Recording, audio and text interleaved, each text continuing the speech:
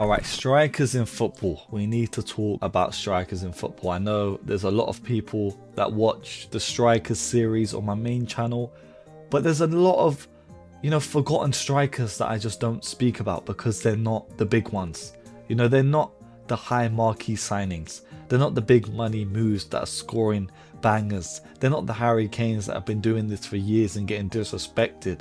They're not the Lewandowskis that are 30 billion years old and still scoring for Barcelona consistently.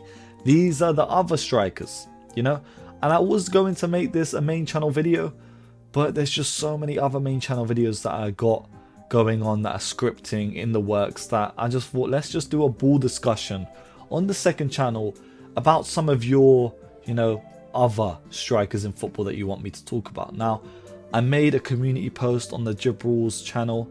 If you want to be involved in other ball discussions, then just put, your players or comment on these posts and I'm going to use your answers. But a lot of the players that I've written about in this video or we're going to speak about in this video are suggested by you guys. So make sure you get involved, like the video, and of course, let's talk about the first striker that's going kind of, amiss this season. He's not really been spoken about too much. I don't know. I'm not on Instagram or anything like that or any other social media but YouTube. But Endrick, since making a move to Lyon from Real Madrid, this guy's taken over Ligue 1. Like, he's become the messiah. He is really becoming the second coming of a Karim Benzema who bided this trade at Lyon before making a move to Real Madrid. He's done the reverse. He's made a move to Lyon on loan to, get some XP, to get his potential up, to get his stats up. And he is ripping it up, whether it's scoring goals or just performing like some sort of second coming of Pele. Like, I'm seeing clips of Endrick flicking the ball over players' heads. He's doing chops. He's doing flicks, tricks and skills like he's still playing back in Brazil. This is not normal. He's built like, he's built like a Smurf bodybuilder, and he's so agile on his feet. He has got some of the most natural movement for a striker that I have ever seen, especially in the current state of strikers in football right now. For someone that is not the tallest, not the most, agile, he is agile. He looks like he shouldn't be able to pull off some of the stuff that he's been pulling off, yet he's doing it. And since making this move to Lyon, it's just been evident. His first game, debut against Lille in the French Cup, he scored. And it just looked like he'd been in this Lyon side for years when he came on and just scored seamlessly. It was easy. It looked like just a natural finish. We hadn't seen him do this anywhere else, by the way. Because at Real Madrid, he's not really been given the chance to play or to just show anything. And when he's been given opportunities, it's, crumbs, it's crackers for minutes. You take these 5 minutes at the end of the game, even though the game is dead, you try and score. And most of the time he's not able to score in these scenarios. But on his debut in the French Cup, he scored. In his first 3 games for this Lyon side, he scored 3 goals. And he also became the youngest ever player in Lyon history to score a hat-trick, scoring 3 against Metz in a 5-2 victory. And I think one thing that I'm enjoying when I'm seeing Endrick score these goals is that he's not taking billions upon billions of touches. It's 1 or 2 touches, then a clinical finish at the end of it. It's the movement in behind, the run in behind, the confidence when he's one-on-one with the goalkeeper to slot it in, whether it's through the goalkeeper's legs or to dink it over him. It's his body shape when he's lining up to strike the ball, his positioning in and around the box. Endrick is naturally gifted, but somehow he's just slipped past everyone. He's made a move to Lyon. Why weren't other clubs interested in Endrick? Why wasn't Real Madrid utilizing him in La Liga? Of course, they got the Vinny's, they got the Mbappes, they got the everyone's. What did they need Endrick for? Yet still, he shows why Real Madrid were even interested in him in the first place. A loan like this could be instrumental in transforming Endrick from just another Real Madrid kind of youngster to someone that can break through into their team and become a consistent player, whether it's for Real Madrid or for another side, because there should be a bunch of clubs monitoring what Endrick is doing at Lyon week in and week out. The kid is 19 years old and he's not lost a game yet since playing for Lyon. He's got 3 goals, 1 assist since he's started for them, and he's just showing promise after promise. And even though in this most recent game he didn't score a goal, it's still impact. It's still his impact on the ball to be able to create and link up with his teammates. That's what's really catching, a lot of football fans' eyes that are watching him. And from one Brazilian striker, we need to talk about a cohort of Brazilian strikers that are also doing their thing. Joao Pedro is another one for Chelsea that has turned it around. He's gone from just this hothead to someone that is pulling out clutch goals for Chelsea when they need him most. Because realistically, anyone can score in a 4-0 win. The last goal in a 4-0 win, but it's the goals that really matter Can you score when your team is on the back foot, when the game is tight and the crowd are roaring on the opposite side of the pitch? And Joao Pedro has been able to prove this to Chelsea fans, especially in a recent game in the Champions League. It was the last group stage game of the Champions League between Chelsea and Napoli. In the game, Antonio Vergara would pull off, a Maradona-esque type finish and score the opener, in before Rasmus Hojlund would double their lead going into half time. But then Joao Pedro in the second half would score 2 goals, both of them being incredible finishes. One of them a powerful finish, a bit of a long range strike, to another one where it was a placed, slotted finish into the bottom corner of the goal, dragging Chelsea into a 3-2 win and into the last 16 before Napoli fell out completely. That is big game striker behaviour, and that's something that I want to see from all my strikers. Strikers are my favourite position in football, mainly because, I even used to play striker at times, but also because wingers have completely fallen off the face of the earth. Strikers are the only hope in football right now, and some of the most exciting players play in this position. Joao Pedro on his day can be one of them. He also made impact for Chelsea in a 3-2 win over West Ham recently, where he would score again. And with 8 league goals so far, Joao Pedro should be able to take this form and just drive himself through the rest of this coming season. Because he is a striker that plays off of this confidence. If he builds a run of form, then I'm sure that we will see the best of Joao Pedro that we can witness. Because he's someone that's been around for a while, whether it was his time at Watford to Brighton before making a move to Chelsea. He also, of course, grew up playing in Brazil, but still, we want to see him thrive in this Chelsea side where they don't really have a standout number 9.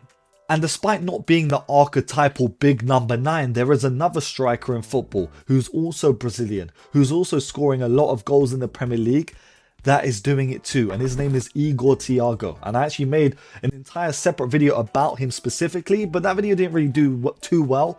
So let's just talk about him again, because he is, another striker that is displaying completely different traits to a lot of, the Joao Pedros and the Endricks, yet he's getting goals, scoring hat-tricks against the likes of Everton, scoring big goals for Brentford to lead them up this table and secure them a top half finish. Like the type of finishes that this guy can pull off, it's incredible, whether it's goals against the likes of Sunderland, whether it's the 16 league goals and the highest for a Brazilian striker in Premier League history.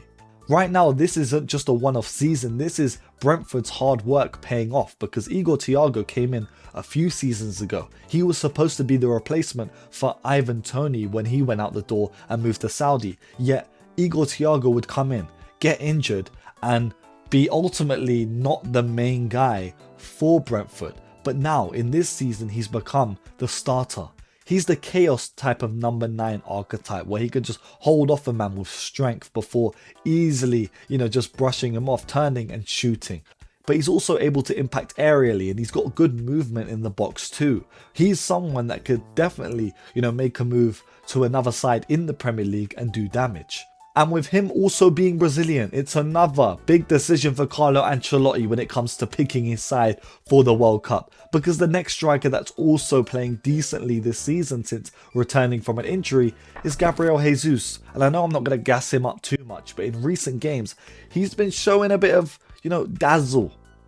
Razzle and dazzle. Gabriel Jesus on his day can be one of the best strikers in football, and we have seen it time and time again, especially as someone that is an Arsenal fan and watched him from his debut at the club. He is a striker that can make your whole attack breathe, linking up everything, small intricate touches between defenders before turning and having a shot and scoring.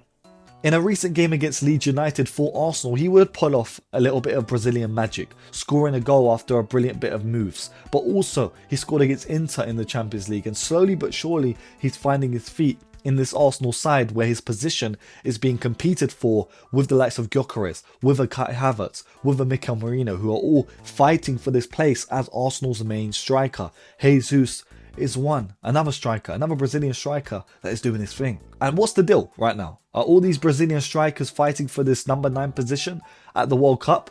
Who's gonna start in between? I like a Igor Thiago, in my opinion. I think he's got the height, the stature to hold off a man and be someone that the likes of a Vini Jr. and a Rodrigo can play off of, rather than a Richarlison, who inevitably is probably going to start over all of these other Brazilian strikers that are balling out. Richarlison will start, mark my words. And mentioning Jesus, we can't not mention Gyökeres, who somehow is finally finding his feet in this Arsenal side. And I don't know if it's premature in saying this, but in the past couple of games now, several games now, since that Inter goal, he's picked up his feet a little bit and he's actually scoring consistently. And maybe it wasn't that Inter game, it was actually a Chelsea game, I think a couple game weeks before that. But he scored against Chelsea, he scored against Inter, he scored against Kairat, he scored again against Leeds the other day. And they're all been, decent finishes. He's slowly but surely finding his confidence when being placed in, a team or with wingers that will actually put the ball into the box, with fullbacks that will actually put the ball into the box. And it seems like when, Saka didn't play against Leeds, and in that game, Gyökeres had multiple opportunities to score because players were actually feeding him the ball in the correct manner. Whether it was Madueke or, on the other side, a Trossard or a Martinelli.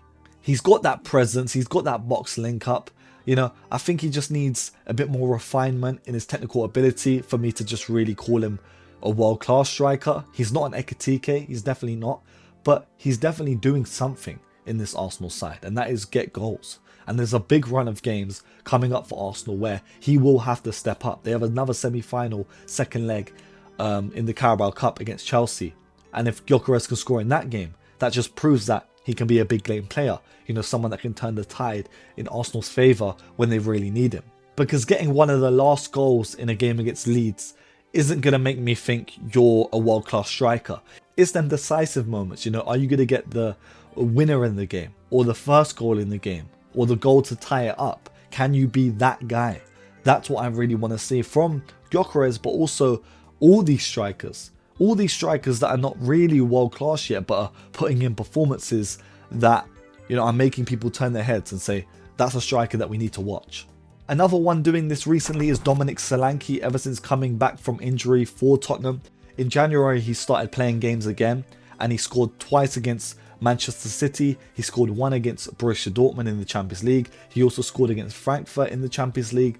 And slowly but surely, he's showing that Tottenham really have been crying out for a proper number 9, especially in their injury crisis that they've been going through.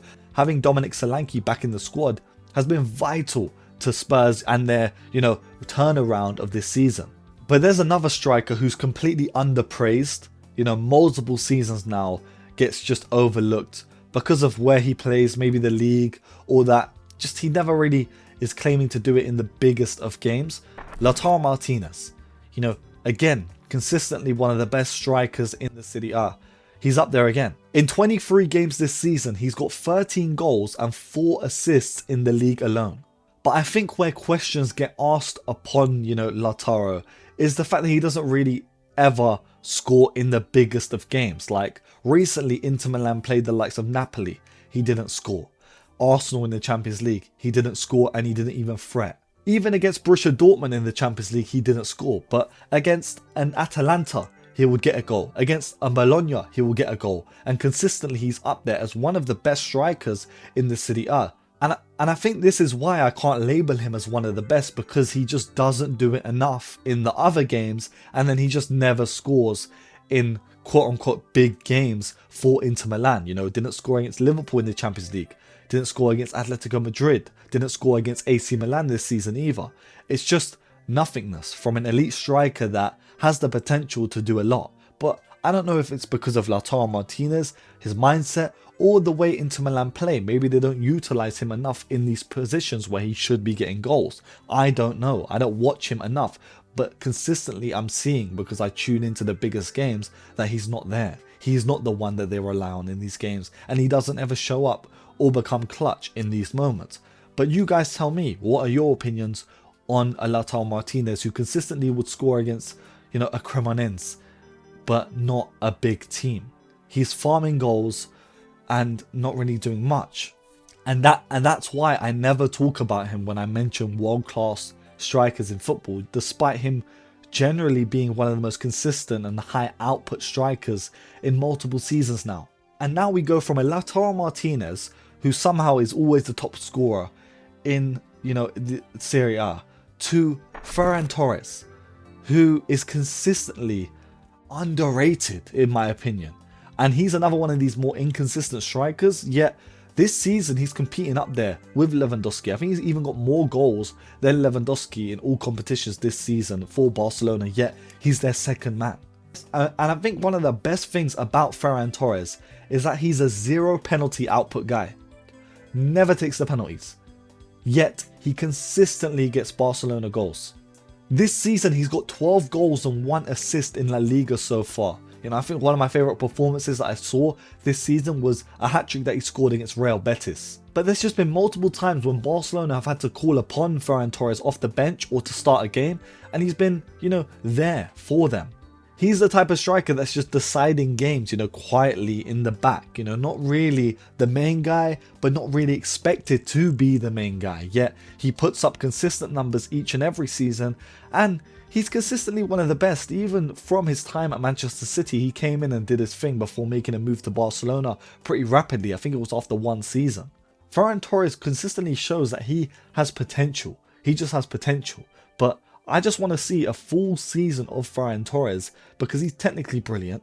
He's brilliant on the feet. He can take the ball around you, but he's also, just not consistent enough. He's inconsistently good. That's literally it. But considering he's 25 years old, one campaign he could just explode. 25 is so young, especially for a player that can play a striker. He could play a left wing, he could play a right wing, he could play centre forward, he can play cam.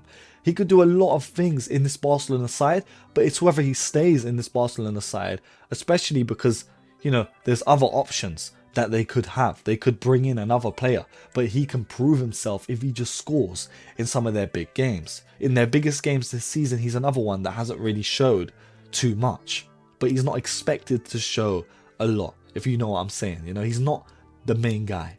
Yet Lautaro Martinez is the main guy and doesn't provide. These two players, they're like Jekyll and Hyde. They make me think of the same thing. When I think of these two players, I think of Lautaro Martinez, Ferran Torres, inconsistently brilliant. I'm back over in Italy, Nkunku for AC Milan.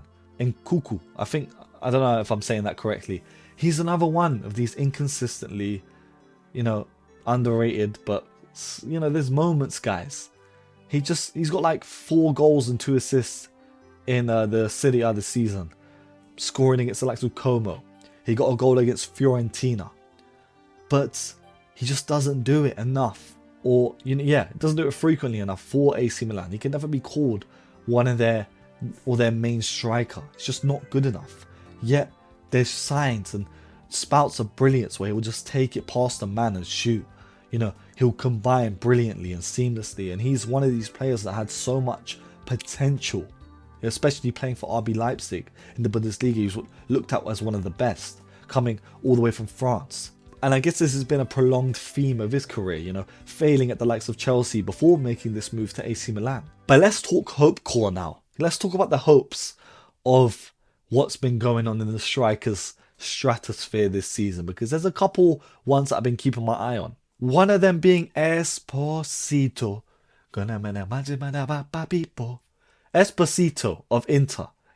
Despite not having the numbers, when I've watched Despacito, I'm thinking of a classic striker. Yeah? This celebration. Okay, let's go. He is an anchor that you can actually build this Inter Milan side around. And despite not having the output of a Lautaro Martinez, he has the potential to do so. I've watched a couple games of him, and that's enough for me. You know, I just need to see aerial ability, strength on the ball, the ability to turn a man and shoot. He has that. He's looking like more of these classic number 9 archetypes. And I think if Inter Milan really focus on him, of course they've got the likes of Marcus Thuram as well, who's also brilliant at doing this kind of similar job. But Esposito is way younger. Like, he featured in a game against Lecce this season and scored the winner, which was a 1-0 win.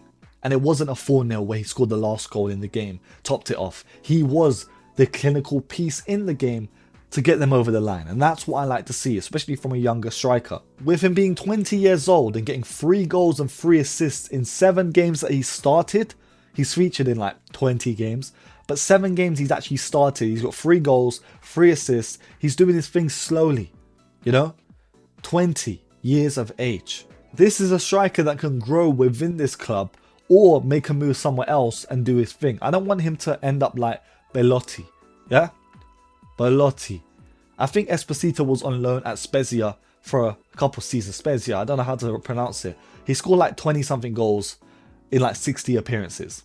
But he is someone that was brought up through Inter. You know? Through and through. So we need to see some success from an Esposito. But another striker that's kind of finally getting his feet together is Benjamin Sesko for Manchester United, who the other day scored in a 3-2 win against Fulham. And he scored the winner. And this goal, when I was watching this, yeah, Benjamin Sesko receives the ball after Bruno Fernandes does a bit of individual brilliance. You know, a dummy, then a ball into the box to Benjamin Sesko. Sesko takes a touch and I'm thinking, wait, that touch is way too heavy. But no. Back to goal, turns and shoots, and the ball goes top corner. You know how gassed I was to see that? That is a classic finish, and a finish that I need to see more often from a Benjamin Sesko. He's not the type of player or the type of striker that I was assuming that could score goals like that, but he did, and that's what I want to see. You don't even need to look at the goal as a striker. If you're a pure striker, you don't need to know where the goal is. You should be able to shoot and it should be on target every single time. And he did it right there. He didn't even have to glance up. He just turned, shot, bang, finished, won the game. And that's what I want to see from Benjamin Sesko. Not all these random clips of him dunking the ball. I don't care about you being able to jump that high and dunk the ball, bro. Score goals. He was also involved in Manchester United's win against Arsenal or their game against Burnley this season. And he's finally showing the talent that Manchester United brought him in to show. And talking about a Manchester United striker, let's talk about Rasmus Hojlund. Since joining Napoli, he's kind of had a remontada. You know, he's going through this second spell of brilliance. Especially coming to Manchester United from, you know, Atalanta. He already had made a name for himself in Serie A. Then he's failed at Manchester United, gone back to Italy and picking up a few numbers here and there, but a couple big performances. Scored against Chelsea the other day, and you can just see that there's promise still available for him. You know, the bar's not done yet. The potential is growing. Hojlund could be another striker that we look at in a couple years and say, you know what, he could make a move back to the Prem and do his thing. And I think the final striker that I really need to talk about, that for some reason, well, we know the reason, he plays in the Turkish league. Yeah, he plays in the Turkish league, one of the most disrespected leagues in world football. Victor Osimhen is a world-class striker. I don't care what anyone says. And he might miss opportunities here and there. But he is world-class. Playing for Galatasaray this season, he's got 8 goals and 1 assist in like 14 games that he started. But when he's played in Europe, he showed out. He even played in AFCON, he was amazing. Like, I know that there was a couple moments where he was stropping and had arguments with the likes of Ademola Lookman.